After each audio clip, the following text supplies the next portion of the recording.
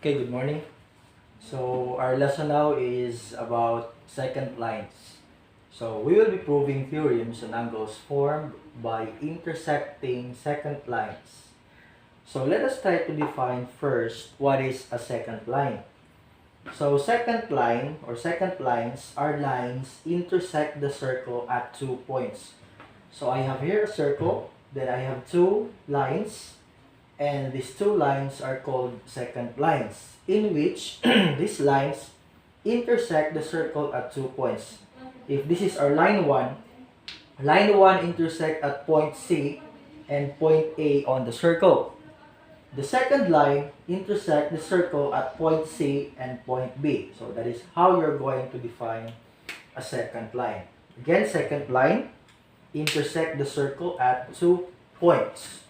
So if we have a figure like this one, and since this is our lesson now, intersecting secant lines, how are we going to solve the angle with respect to two secant lines, like for example here? So obviously this falls on our first theorem of circles, and that was the inscribed angles. So if the two intersecting secant lines intersect at a common point, and that is point C, in this figure here, we can say that this figure is or can be solved using our theorem of inscribed angle. So what was the theorem about inscribed angle? Yes, so the theorem about inscribed angles talks about that the measurement of the inscribed angle is 1/2 the measurement of its intercepted arc. So therefore, we can say here that the measurement of our angle, or the measure of our angle, this angle here, and that is angle ACB, is equal to the half of the intercepted arc AB. Okay? So if we're going to put equivalent angles here, so say for example, if the measurement, let's say this one, if the measurement of our arc AB, let's say that is 70 degrees, what is the measurement of our angle ACB? So we're going to substitute the measurement of our arc AB on our formula. So thus becomes the measurement of our angle ACB is equals to 1/2. The measurement of our arc AB is 70 degrees. Then solve further. So what is 1/2 of 70 degrees? So that is 35 degrees. So therefore, the measurement of our angle ACB is 35 degrees. So that is our first theorem of intersecting secant lines. So let us now go to our second theorem. Okay, let us now go to the second theorem of secant lines intersecting inside a circle. So number 2, two secant lines intersect inside a circle. So the theorem there is that the measure of an angle formed by secants intersecting inside a circle is 1/2 of the measure of its intercepted arcs. So I have here a figure. So we have a circle here, and we have two secant lines intersect inside our circle at point O. So what does that mean? So that means actually, according to our theorem here, that the measure of an angle that we're going to solve is equal to 1/2 the measure of the sum of its intercepted arc. So I think I have 1/2 the measure, 1/2 of the sum.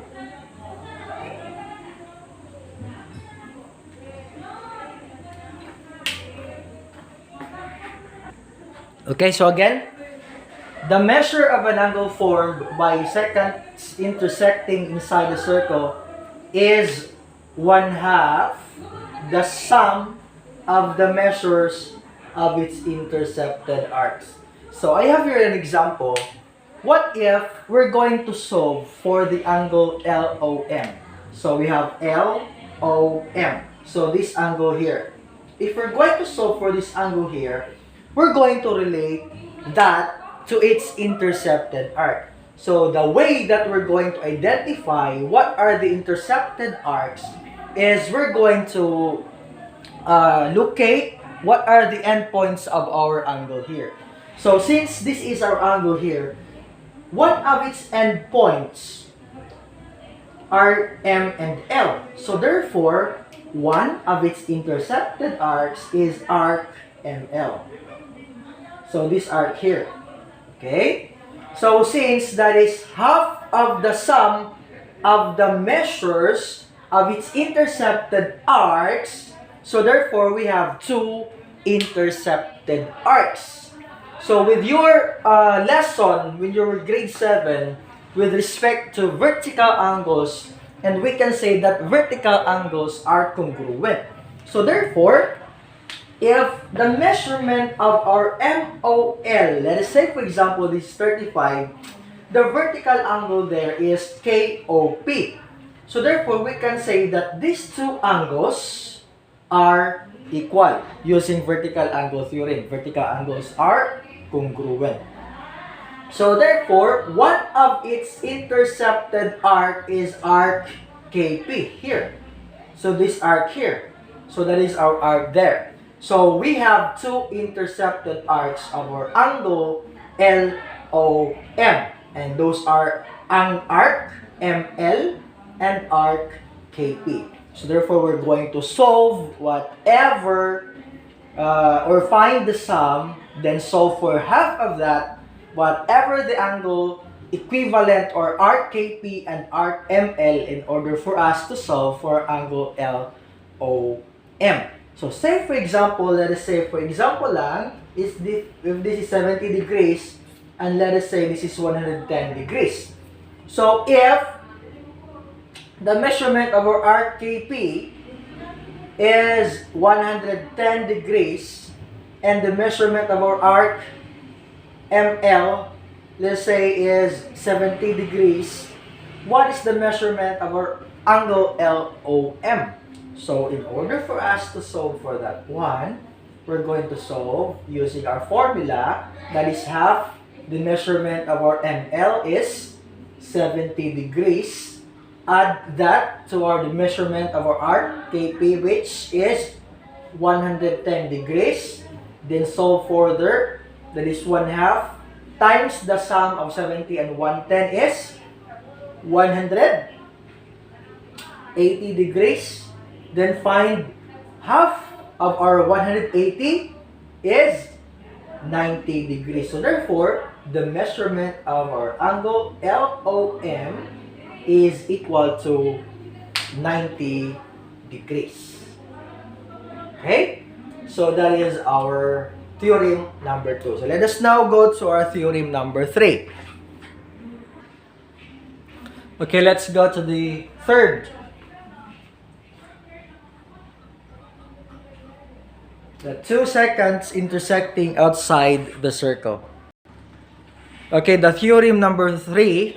Okay, let us change this one. The theorem number 3 is that 2 secants intersecting outside the circle. So the theorem states that the measure of the angle formed by 2 secants intersecting outside the circle is 1/2 the absolute difference of its intersected arc. So we know the absolute value of the difference of its intersect. By grade 7, we know what is absolute value, right? Okay, so we're going to get the absolute value of the difference of its intercepted arc. So we have here 2 secant lines that intersect outside the circle. So we have line CP and line DP. These 2 lines are secant lines that intersect outside the circle. Okay?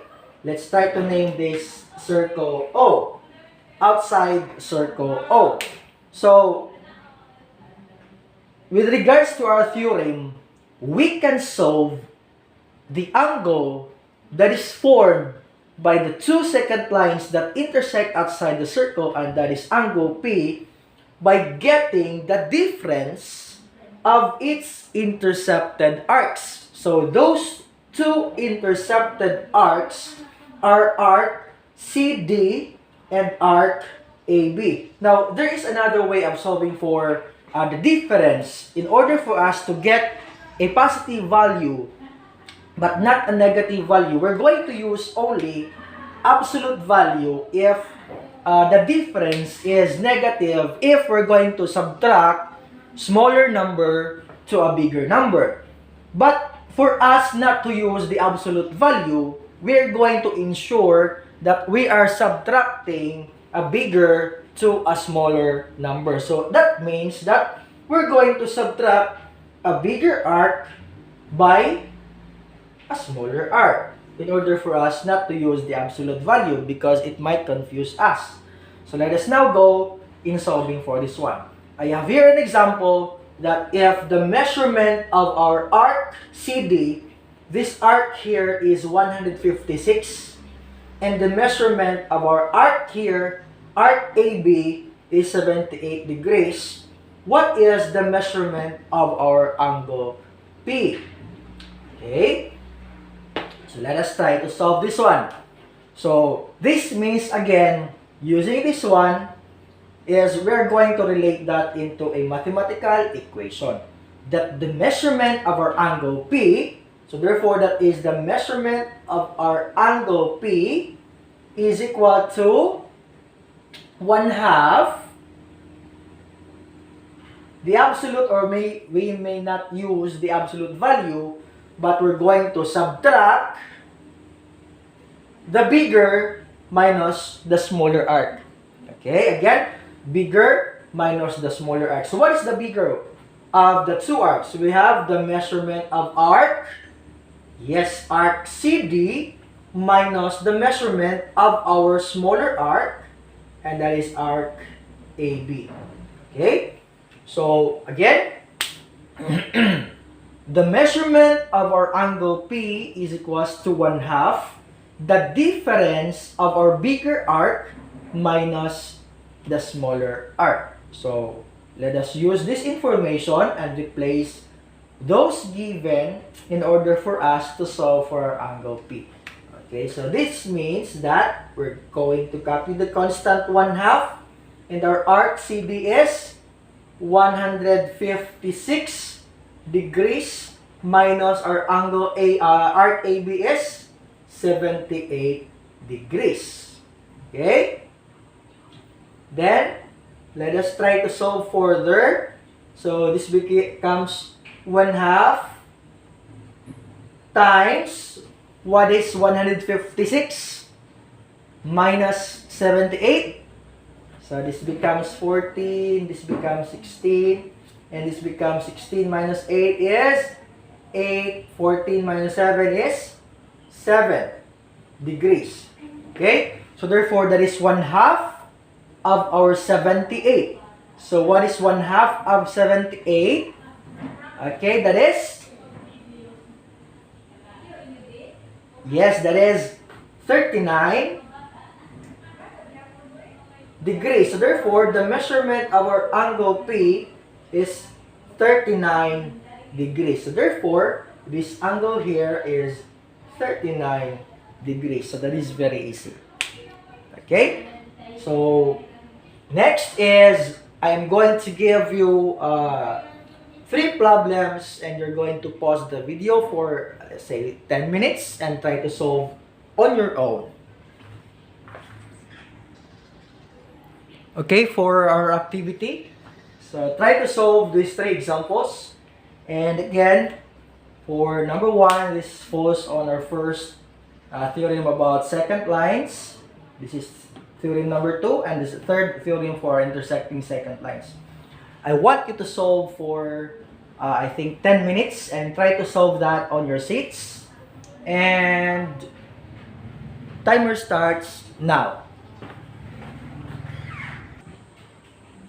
Okay, let us continue. Our number 1. Okay, let's try to compare answers if we have the same answers here. So for our number 1, if the measure of our arc AC is 120, find the measurement of our angle ABC. So that is on theorem about inscribed angles. So that is very easy. So let us try to get this by using 1/2 of its intercepted arc. The measure of angle ABC is equals to 1/2 the measurement of 120 degrees. So what is 1/2 of 120? Okay, 60 degrees. So the measurement of our angle ABC is equals to 60 degrees. Did you get the answer? Okay, very good if you get the answer right. And for those who did not, so try to review your answers. If on step 1, 2, or 3, you failed to get the correct solution. Okay, let's go to number 2. If the measurement of our arc AB is 92 degrees and the measurement of our arc CD is 110, find the measurement of our angle AOD. So this one here is, I think this is confusing because the given intercepted arc is not directly related to our angle that is being asked. So what we're going to do here is we're going to add one additional step for our solution in order for us to get the unknown angle being asked. So let us try to relate this one. So the measurement of our arc AB, this arc here is 92 degrees and arc CD is 110 degrees, but what is asked is not this arc here or this arc here, but this arc here. Okay? So let us now solve that one. We cannot directly solve this angle here, but we're going to solve first the arc that is directly related to the given inscribed or to the given intercepted arc, and that angle here is angle AOB. So let us try to solve first that one. So since this is the theorem for an intersecting secant lines intersect inside the circle, that means that we're going to add half the sum of our two intersected arcs. So we're not going to solve first this one. Instead, we're going to solve first this one.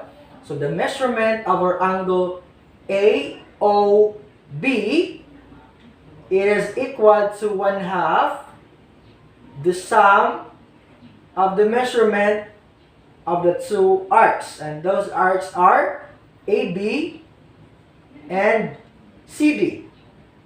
So this is 1/2. AB is 92 plus 110. 92 plus 110 is, okay, this is 202. Am I correct? So this is bring down 2, and that is 20. So what is 1/2 of our 102? Okay? So what is 1/2 of 202 is equals to 101 degrees. So therefore, the measurement of our angle AOB is 101 degrees. So this is 101 degrees there. But the question is not the measurement of our angle AOB. Instead, what is asked is AOD. So that is related to our straight line. Okay, the straight line is equal to, yes, 180 degrees. So therefore, the straight line is 180, and we subtract our 180 with our 101 in order for us to solve for the unknown. So therefore, that is the measurement of angle AOB,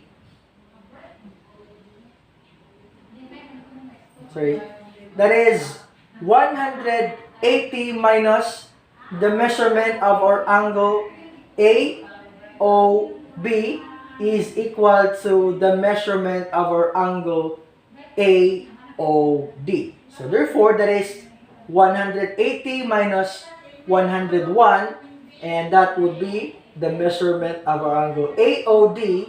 180 minus 101 is equals to 79 degrees. So therefore, the measurement of our angle AOD is equals to 79 degrees. So do we have the same answer? Okay, so I think you are correct until 101. But do not forget to proceed in solving for the unknown, since our angle AOB is not what is asked, but instead what is asked is our AOD. So let us proceed to our third example. Okay, I'm going to erase this one to give here space for our number 3. Okay, for our number 3, you can see there that the given is the if the measurement of arc CE is 74 degrees and the measurement of our angle A is 20, find BD. So this is reverse operation actually, because the first our example before, what is asked is there. Here, the angle. And now what is asked is this angle here, BD. So we're going to use again the formula. So there is the measurement of this one, angle A is equals to 1/2 the difference of the bigger minus the smaller. Bigger arc is the measurement of our arc, CE, minus the measurement of our smaller angle, BD. And just supply all the given in order for us to solve. So we have now the given is this angle here. So that is 20 degrees is equals to 1/2 of our CE is 74 minus the measurement of our BD. So apply algebra here in order for us to solve directly. So that would be easier if we're going to multiply R2 to R20. So therefore this becomes 40 and 1 will be out. Since we're going to multiply this by 1, just copy 74 minus the measurement of our arc BD. Okay? So what I did again is 2 is multiplied here. Since this is a fraction using your grade 7 algebra, so that's 20 times 2 is 40. Then just copy this one. And we're going to transpose this to the other side and our 40 also to the other side. So that becomes negative, transposing becomes positive. The measurement of our arc BD is equals to 74, positive becomes negative, negative 40 now. Okay? So now, the measurement of our arc BD is equals to, what is 74 minus 40? And that is 34 degrees. So therefore, we now have our answer that the measurement of our arc BD is 34 degrees. So I hope that proving theorems of angles formed by intersecting secant lines is clear to you. And if you have questions, you can message me directly for queries, and I am going to answer that directly also using our messenger. So that ends our lesson, and thank you.